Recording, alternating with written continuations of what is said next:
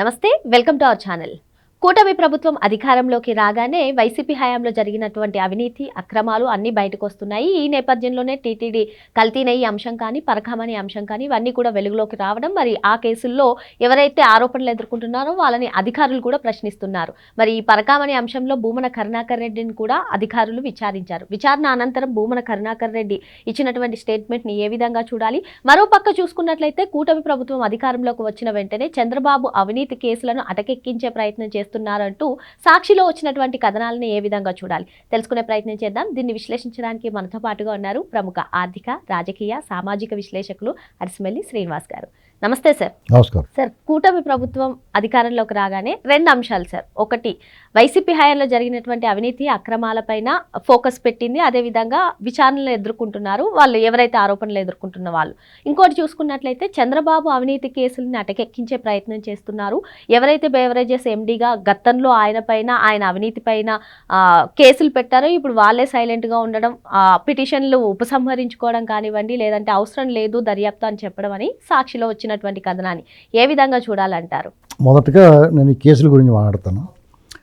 ఒకవేళ నిజంగా చంద్రబాబు నాయుడు గారి మీద కేసులు ఉన్నాయనుకోండి, ఆయన కేసుల మీద ఆయన దర్యాప్తు చేయించుకుంటాడా?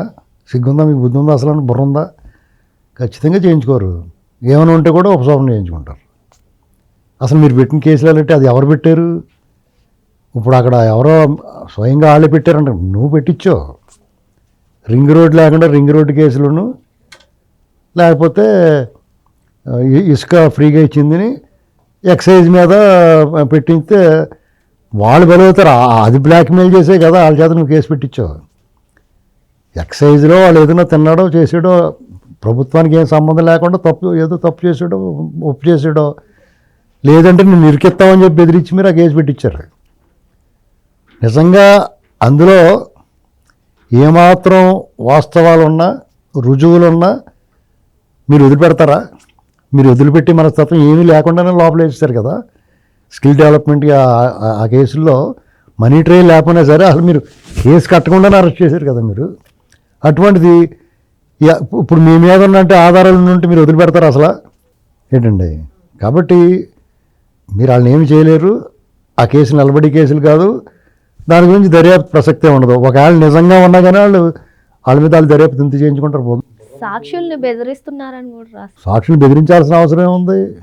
అసలు వాళ్ళే బాబు తప్పు అయిపోయిందని బాబు మమ్మల్ని బలవంతంగా పెట్టుకున్నాడని చెప్తున్నారు వాళ్ళు వచ్చి ఇక్కడ.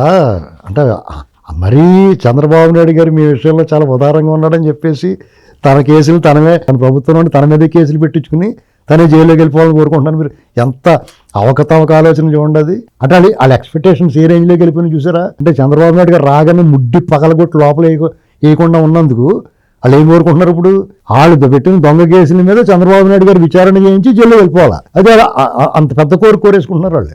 ఈ కోరికలు మీకు అర్థమైనప్పుడు అలా ఎవడన్నా చేస్తాడా? అసలు నువ్వున్నప్పుడే, నువ్వు కేసులు పెట్టినప్పుడే దొంగ కేసులని తేలిని.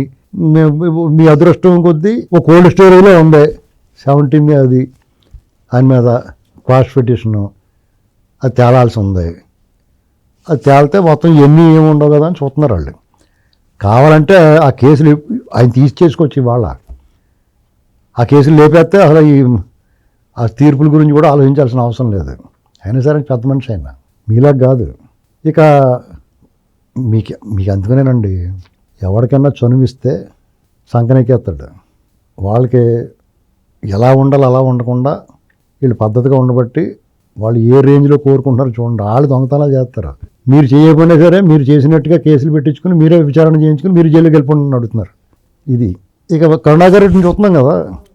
కరుణాకర్ రెడ్డి ఇవన్నీ కాదండి, అతను ఈ పరకామణి కేసు జరిగినప్పుడు రాజీ చేసినప్పుడు అతను చైర్మన్, దొంగతనాలు జరిగినప్పుడు పట్టుకున్నాడు సతీష్ కుమారు, ఆయన చనిపోయాడు, చంపేశారని నిర్ధారణ జరిగింది. హత్య అన్నారు. ముందు అనుమానాస్పదం అనుకుని తర్వాత హత్యగా పోస్ట్ మార్టం క్రైమ్ సీన్ రీకన్స్ట్రక్షన్లో తెలిసింది. ఇవన్నీ పడతానికి రెండు రోజులు పట్టింది వాళ్ళకి. నువ్వు అదే రోజు మధ్యాహ్నం నుంచే ఇది అందరికీ తెలిసినట్టు 11 అయింది. నువ్వు 1 గంటకి పెట్టావు, 12 గంటలకు ప్రెస్ మీట్. ఆత్మహత్య చేసుకున్నాడు అతను, వీళ్ళు వేధింపులు తట్టుకోలేక. నీకు ఎవరు చెప్పారు? అతను ఏమన్నా నీకు ఫోన్ చేసి చెప్పాడు నన్ను వేధిస్తున్నారండి అని చెప్పేసి మీకేమైనా ఫోన్ చేసి చెప్పి చచ్చిపోయాడు అతను రాత్రి కాదు చనిపోయాడు. కాబట్టి ముందుగా ఇదే ప్లేస్లో జగన్మోహన్ రెడ్డి ఉండి ప్రభుత్వంలో కరుణాకర్ రెడ్డి ప్లేస్లో టీడీపీ వాళ్ళు ఎవరన్నా ఉంటే ముందు అతను అరెస్ట్ చేసి తర్వాత విషయం చూస్తారు. ఇందులో ఎవరికి ఇతను చనిపోతే ఎవరికి మేలు జరుగుద్ది, ఎవరికి అడ్వాంటేజ్ ఉంటుంది అనేటువంటిది ప్రాథమికంగా ఆలోచిస్తారు సర్కమ్స్టెన్షియల్గా. డెఫినెట్గా ఈయన చనిపోతే మీరేగా సేఫ్, మీకు వ్యతిరేక సాక్ష్యం చెప్పకుండా ఉంటాడు కదా. కాబట్టి అల్టిమేట్గా మేము లోపలేసి విచారణ చేయాలి, మామూలుగా కాదు, తోగుతా చేయాలి. వాళ్ళు చాలా పెద్ద మనుషులు కాబట్టి అందంగా మిమ్మల్ని పిలిచి పర్ఫెక్ట్గా వెళ్తున్నారు. మీరు లోపల ఒకటి చెప్పి బయటకు ఒకటి చెప్తున్నారు. లోపల ఏం చెప్పి వచ్చారో ఎలాగైతే రేపని తెలుస్తుంది, వాళ్ళు చెప్తారు. మీరు బయటకు వచ్చి ఏమంటున్నారు, నైలు నదిలో మొసళ్ళు ఎన్ని ఉన్నాయి, లేకపోతే నిన్న కురిసిన వాన చినుకులు ఎన్ని ఉన్నాయి లెక్క అడిగారు, లెక్క అది ఎవరు చెప్పగలుగుతారన్నారు. అవి కూడా చెప్పిస్తారు పోలీసులు తలుచుకుంటే డెఫినెట్గా. ఆ రోజు కోసం మీరు కావాలని కోరుకుంటున్నారు, అది కూడా వడ్డిస్తారు. డెఫినెట్గా మిమ్మల్ని వదిలిపెట్టి ప్రసక్తి ఉండదు.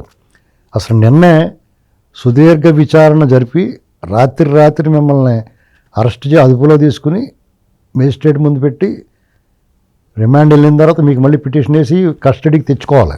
నిన్న మీరు చెప్పింది వాళ్ళు సంతృప్తికరంగా ఉంది, మళ్ళా ఇంకోసారి పిలుస్తారు మిమ్మల్ని. ఎందుకంటే మిగతా సాక్షుల్ని కూడా చేసి మీరు చెప్పింది వాళ్ళది బేరీ చేసుకుని ఫైనల్ పిక్చర్ రెడీ చేసిన తర్వాత ఎత్తుతారు. అర్థమైందండి? అప్పుడు దాకా మీరు ఏం మాట్లాడతారో మాట్లాడండి. చెవిరెడ్డి భాస్కర్ రెడ్డి కూడా ఇలాగ అన్నాడు, మేము మందు తాగగానే మందు మీద వచ్చిన డబ్బులు ఇంట్లో పెట్టుకొని నేను ముట్టుకోనని అనలేదు కదా నువ్వు. మీ నాన్నగారు అలాగన్నారు, మీ అమ్మగారు ఎలాగన్నారు, ఇలాంటి కవులు చెప్పాడు. జైలు గదిలో గోడలు గుద్దేసాడు, తలుపులు తన్నేసాడు. ఆగిందా? అతను బెయిల్ రావట్లా, అనారోగ్యం పాలై ఇప్పుడు హాస్పిటల్లో ఉన్నాడు. అనారోగ్యం మీద ఉన్నవాడి మీద మాట్లాడకూడదు కాబట్టి సంస్కారం అడ్డు వస్తుంది. కానీ మీ శాస్త్రలో ఏది నమ్మిలా లేదు. నిజంగా అనారోగ్యం ఉన్నా కానీ ఉందో లేదో డౌట్, కానీ నీకు అనారోగ్యం ఉందనే నమ్ముతున్నాం మేము. మీరు మాట్లాడిన చంద్రబాబు నాయుడు గారిని మీరు మాట్లాడినట్టుగా మేము మాట్లాడాం. మొన్న ఎవరికో ఒక అతను బెయిల్ పెట్టుకుని నాకు రోగం ఉందని బెయిల్ పెట్టుకోలేదు, ఇలాంటి మాటలు మాట్లాడాడు. చంద్రబాబు నాయుడు గారిని ఉద్దేశించి అతని ముందు పిపిఎల్కం వాళ్ళు కూడా మాట్లాడారు. మాలాంటి వాళ్ళు స్థాయి ఉన్న వాళ్ళు మాట్లాడితే కూడా మీరు తట్టుకోలేకపోతున్నారు. అయినా సరే మీ గ్యాంగ్కి ఏదో రోజు ఎండ్ కార్డు పడుద్ది. అది ఏదో రోజు అంటే ఎన్నాళ్ళో లేదు. ఇక మీకు ఇచ్చిన సాధారణంగా ప్రభుత్వాలకి ప్రతిపక్షాలు ఒక పీరియడ్ ఇస్తారు విమర్శించడం కానీ ప్రజలు రావడం కానీ. మీ డే 1 నుంచి మీ నిబంధన మీరు ఉల్లంఘించారు. కానీ ఈ ప్రభుత్వం ఈ నేరాలు చేసిన వాళ్ళని, ఈ అవినీతి అక్రమాలు చేసిన వాళ్ళకి ఒక పీరియడ్ ఇచ్చారు. చట్టానికి అప్పచెప్పి పర్ఫెక్ట్గా తీసుకుని దర్యాప్తు చేయండి, ఇందులో ఎవరి ప్రమేయం లేకుండా చట్టాన్ని తన పని తను చేసుకోమన్నారు. ఖచ్చితంగా చట్టం తన పని తను చేసేస్తుంది ఇప్పుడు. కానీ ఆ చట్టంలో ఉన్నటువంటి లొసుగులను అడ్డు పెట్టుకుని వాళ్ళు బయట తిరిగే ప్రయత్నమే చేస్తున్నారు. ఈవెన్ ప్రజలు కూడా ఇదే అంశం పైన అసంతృప్తిగా ఉన్నారు. బాగా అది మాత్రం నిజం. ప్రజలందరూ కూడా చాలా చికాగ్గా ఉన్నారు. ముందు ఎదురు చూశారు, కళ్ళు కాయలు కాసేలా ఎదురు చూశారు. ఎప్పటికీ నిన్న కూడా కరుణాకర్ రెడ్డి వెళ్తాడు అనుకున్నారు. ఇలాగా ప్రజల్లో ఒక రకమైన ఉక్రోషం వచ్చేస్తుంది. రేపొద్దని ప్రభుత్వం కూడా ఇందులో ఒక స్ట్రాటజీ ఉంటుంది, ఒక సహజంగా అనమాట. అంటే ఒక్కొక్కలాగా ఆలోచిస్తారు. ప్రజల్లో పూర్తి స్థాయిలో వీళ్ళ మీద వికారం వచ్చిన తర్వాత లోపల వేసారనుకోండి, ఎవడో కిక్రమని బలగేసారనుకుంటారు. అది పరిస్థితి. వాళ్ళు కూడా ఇవాళ వేస్తారు రేపేస్తారు టెన్షన్ లోపల వేస్తారు. ఇంకా అమ్మాయి వేస్తారు తర్వాత చూసుకోవచ్చు, ఒక ఏడుపు ఏడవచ్చు అనుకుంటారు. లోపల వేసి దాకా ఆడికి టెన్షన్ ఉంటుంది, ఎప్పుడు వచ్చి తలుపు కొడతారు రా బాబు అని. వాళ్ళు వెళ్ళిపోవడం ఖాయం. కానీ యాక్షన్ తీసుకునే లోపు వీళ్ళు ఫేక్ ప్రచారాలు టీటీడీ పైన భూమన కరుణాకర్ రెడ్డి ఎన్నిసార్లు ప్రెస్ మీట్లు పెట్టారు. పాపం కౌంట్ అయిపోతూ ఉంటుంది, తూకంలో అంటే బరువు ఎక్కువైపోతూ ఉంటుంది. దేవుడు కూడా ఇదిట్రా ఇంకేజీ చేస్తున్నాడు పాపం అనుకుంటాడు దేవుడు కూర్చుని. ఆడు చేసిన ఇంత పాపానికే శిక్ష చేద్దాం అనుకున్నప్పుడు ఇంత పాపం చేసేయడం కూడా ఇంకెంత పెద్ద శిక్ష చేసేయాలి. గరుడు పురాణంలో ఇక్కడ ఈ లోకంలో ఎవడైనా ఈ కర్మ సిద్ధాంతాన్ని నమ్మి చేసిన పాపానికి ఫలితం అనుభవిస్తాడో అనేటువంటి దాన్ని మనం హైందవ ధర్మం నమ్ముతుంది. సాధారణంగా ఇలాంటి నమ్మకాలు లేనివాడు కూడా ఏదో ఒక శక్తి ఉంటుంది, తప్పు చేస్తే దానికి శిక్ష తప్పదు అనేటువంటిది ఉంటుంది. ఆ లెక్కలో వీళ్ళకి గరుడు పురాణంలో శిక్షలు పడతాయి. ప్రజలు ఆల్రెడీ శిక్ష చేశారు, ప్రజలు తీర్పిచ్చారు. ఏంటి, వాళ్ళందరినీ ఘోరంగా ఓడించి బయట పంపించారు. ఇప్పుడు చట్టం శిక్షించాలి. అది అయిన తర్వాత వీళ్ళ అదృష్టం లెక్క ఏంటంటే 3 రకాల శిక్షలు ఏకంగా ఉన్నాయి. ప్రివిలేజెస్ ప్రజల చేతిలోనూ దెబ్బతినేస్తారు. చట్టం చేతిలోనూ దెబ్బతినేస్తారు. ఇక తర్వాత గరుడ పురాణ శిక్షలు ఉంటాయి. కొరత సూలదండన అంటే ఇలా తీసుకెళ్లి కొబ్బరికాయని గుచ్చుతారు, ఇలా ఒలుతానికి అలా గుచ్చేస్తారు. సూలదండన అంటారు దాన్ని. క్రిమి భోజనం అని సినిమాలు చూపించడానికి జలగలం గట్ట పడతారు మీద, అవి శుభ్రంగా రక్తం పీల్చేస్తాయి. అది క్రిమి భోజనం. కుంభీ పాకం ఇలాంటివన్నీ చేస్తారు. వాళ్ళకి ఏమి వదలరు, వీళ్ళు చేసిన పాపాలు అలాంటివి. ఎందుకంటే ప్రజలు కోట్లాది మంది వీళ్ళకి శిక్షలు పడాలి అని వాళ్ళు కోరుకుంటున్నారు. ఒక మాట మంత్రమే పనిచేస్తుందండి. అలాంటిది కోట్లాది మంది కోరిక ఏదైతే ఉందో అది ఖచ్చితంగా ఫలిస్తుంది. 10 మంది నడిచిన దారి బాట అవుద్దండి, రహదారి అయిపోద్ది. 10 మంది ఆడిన మాట మంత్రం అయిపోద్ది. ఆ శక్తిని ఎదుర్కోలేడు, అది దెబ్బ పడద్దు. మరో అంశంతో మళ్ళీ కలుద్దాం. Thank you sir.